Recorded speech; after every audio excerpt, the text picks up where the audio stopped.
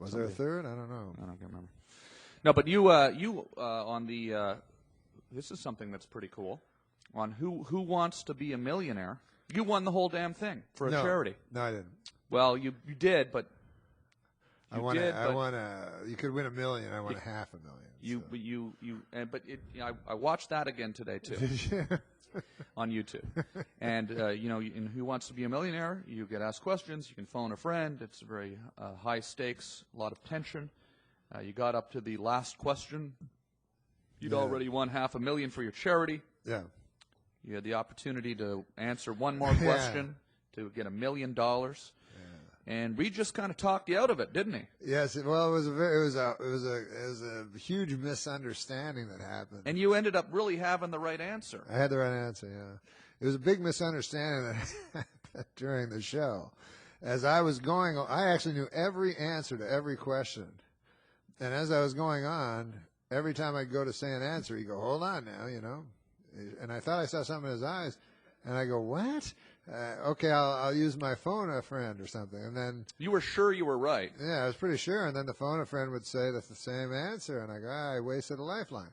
And then he'd give me a funny look again, so I'd use my 50-50, and the same thing, And then so I wasted all my lifelines. Then I get to the $1 million answer, and I go, I'll say number C, and I go to say it, and he goes, "Hold on now," because once you say final answer, like it's over, and he goes, "Come on. You don't want to lose $500,000 for your charity, and all this." And I thought he knew the right answer. I thought he was telling me don't go for it. He doesn't know the answer. Turns out he doesn't know the answer. I found that out after the show. Yeah. And also, between commercials, right before the $1 million answer, we were backstage watching the Notre Dame game, which is Regis's favorite team, so he was rooting them on, and I was rooting them on because I bet $50,000 on the game. And so Regis was very alarmed at my gambling. You really had. So if you watch the $1 million question, you can see like him going, "You got a gambling streak in you, don't you?" Like he knew that I was at that point that I was a gambler. And he didn't want me to just throw it all away. So he wasn't trying to screw me out. No, it's clear what happened. But then, but if you were ultimately 100% sure of the answer being right, well, obviously I wasn't 100% sure. Yeah. That was pretty cool. Yeah, it was fun though.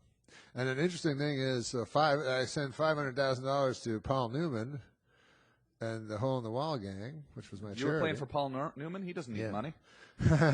Well, he does this great stuff for Hole in the Wall gang for these sick kids, and he's my hero and everything. Yeah. So then he said, come to the thing and meet me, which is my dream, meeting Paul Newman. And then I didn't do it because I'm afraid of things. But really? You were too nervous to go meet Paul Newman? Yeah. Oh, okay. A couple of times. Johnny Carson wanted to meet me. Paul Newman wanted to meet me. And I always think, I'll get what the fuck am I going to say? Yeah. You know what I mean? Like, Johnny Carson's going to tell me a story, and then what do I go? Hey, want to hear a story about Chris Kattan? Like, what the fuck do I got to what do I got to tell him, So I never took it up or anything. But an interesting thing is the Hole in the Wall gang, they got this check from me. I'd like to hear a story about Chris Kattan. I'd be happy. That'd be cool. I guess so. Yeah. The $500,000 that I sent in my name to the Hole in the Wall gang, right? Now, every year, they think I have $500,000 all the time. Oh, okay. So they want me to send. So I send them a couple of thousand. And then they sent me another letter, a week later going, "Where's the rest?" Yeah. Exactly. What do you think about Sarah Palin? Sarah Palin? I know you're pretty apolitical. Yeah, I'm apolitical, yeah. But I have opinions about people. Yeah, you tend to not weigh in too much on one side or the other. No, I'm very unpolitical because I don't know things. So I don't dare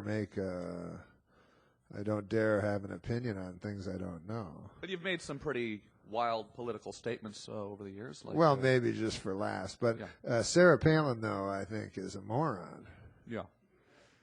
I mean, I think that's pretty evident. Now, so I think, and I don't think Republicans would really want her to be their their spokesman. Do you think there's a possibility that that could happen, or how would you feel about that if that happened? Well, I think it would be terrible because I think we should have a choice, as little choice as we have. 2 people, that's our choice. Yeah. But it would be it's better than 1. Yeah. It's sometimes odd that there's so only... if Sarah Palin was one of them, then you'd only have 1 choice. Yeah. It's this pendulum swinging back and forth. Yeah. Between the right and the left.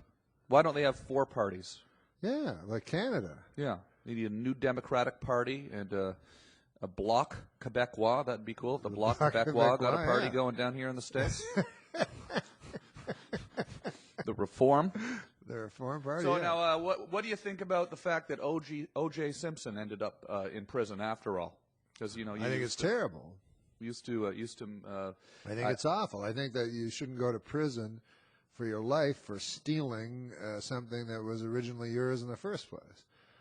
You're stealing a jersey that you owned, and then you're given life in prison for that? Yeah. That's insane. That's crazy. Yeah. Do you think it was a little bit of okay, we didn't get you last time, so... Yeah. And the reason I ask you this is because... I do think that. Yeah. It is that. And I think it's bad for O.J. because there's a thing in prison called a pecking order. Mm-hmm. So a person who steals his own sports memorabilia, very low on the pecking order. Double murderer, very high on the pecking order. So now he's in prison. They're like, hey, we're gonna rape you, OJ. All you did was steal your own shirts. He's like, no, I killed 2 people.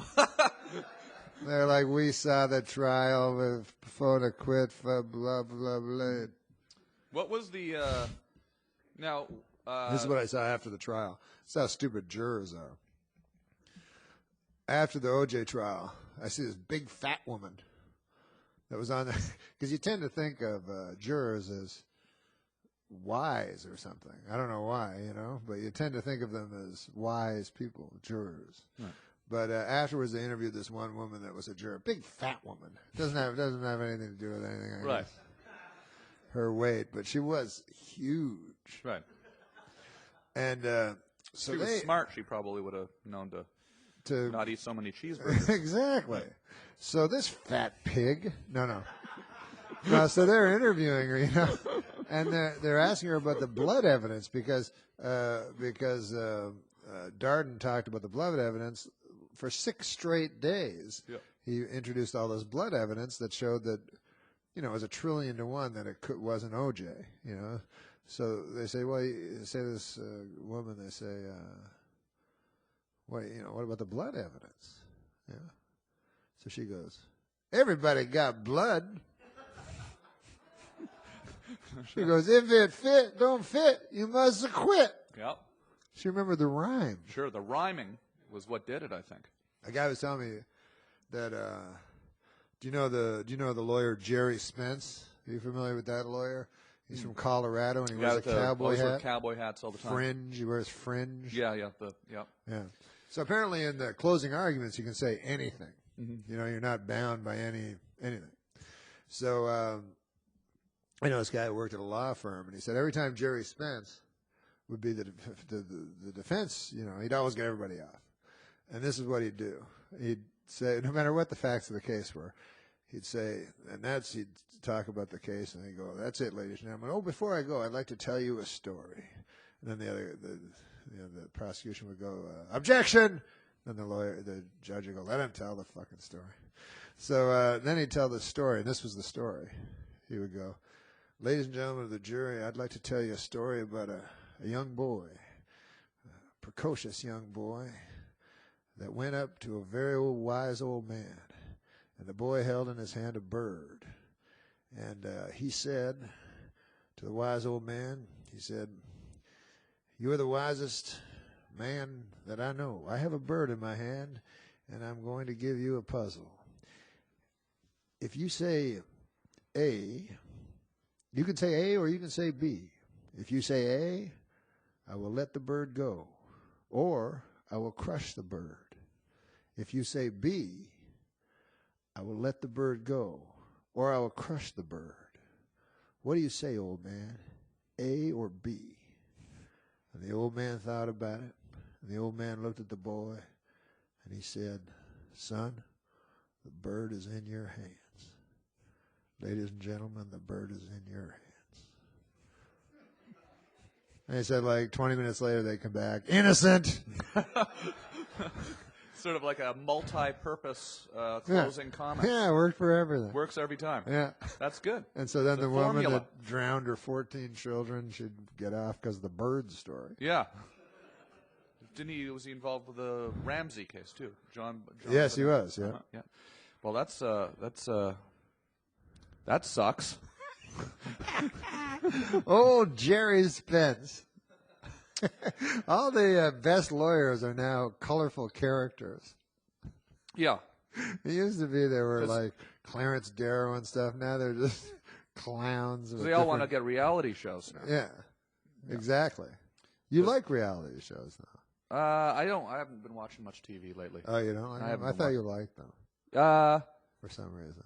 I've liked them, but I haven't lately. The last year or two, I haven't really been watching any television. Yeah, I haven't either. Just nothing. Me neither. Nothing at all. I watch sports, but haven't seen one episode of the Jersey Shore. Uh-huh. Haven't seen one episode of John and Kate +8. Yeah. Didn't watch Sarah Palin's premiere. Uh-huh. I don't watch anything. Oh, good for you. Yeah, nothing. Nothing at all. Well, you got the YouTube, man. You can just watch stuff all day on that. Yeah. So wait, now you think television's changed a lot for the worse now? I mean, when you think back. Oh yeah. Way worse. Yeah. Yeah. Does it make you angry? Does it make you sad? Does you miss the way things? Well, I would miss it if it wasn't for YouTube. I watch YouTube all day long. What'll you watch on YouTube if you sit down to watch YouTube? What will you type in? Give some suggestions to our listeners here. Well, as you know, I'm a Nixonophile. I'll watch anything with Richard Nixon in it. Yeah. So I'm always searching for new Nixon stuff. Lately, I've been watching a lot of Sterling Hayden. Okay. So if you wanna check Sterling Hayden out, there's some fascinating Christopher Hitchens stuff on there right now because he's dying of esophageal cancer, and he speaks about it all the time on YouTube. Okay. Now, who's Christopher? He's the famous atheist that wrote "God Is Not Great." Oh, okay. Is he writing a new epilogue now, just in the last moments of life, maybe changing a few? No, he's changed nothing. No? He's changed nothing. No second guessing? No. Yeah. No. But it's fascinating because he talks about his death in a very, very candid way. Yeah. What is it? Well, I find myself somewhat fascinated by this too. This kind of stuff. Death. Death. Yeah. Scary. Well, he tells a very poignant and interesting story about the moment that he was in a book tour, riding high. And he woke up in the Four Seasons Hotel in New York coughing and vomiting and feeling nauseous and ready to pass out. And he phoned 911 and they came and they took him to the hospital.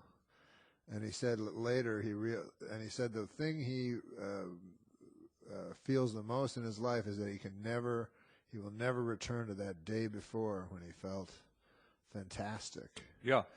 And that he said that the paramedics that picked him up were literally escorting him from the life of the living to the life of the dying. Yeah. Yeah, very interesting stuff. And has his outlook changed now? Is he living life for the moment? Is he, or is he just not? No, happy, he says he not continues on with. He continues on. He says he's much more interested in what he's always been interested in, which is politics and the bigger picture stuff. He finds much more interesting than bone marrow. Yeah. That's the way he puts it. Sure, yeah. Well, now, the Bud Dwyer video is something we've talked about before, which you've done a parody of, I guess. Is it a parody of in the past? Bud Dwyer, one of the few people in modern television history to commit suicide with a handgun on camera, on live television. Yeah, Bud Dwyer. Probably only I find this funny, but I used to watch it over and over and over again. Yeah. Bud Dwyer had. It's on YouTube, but they cut away before he actually. Yeah, they cut away. But I got one where they don't.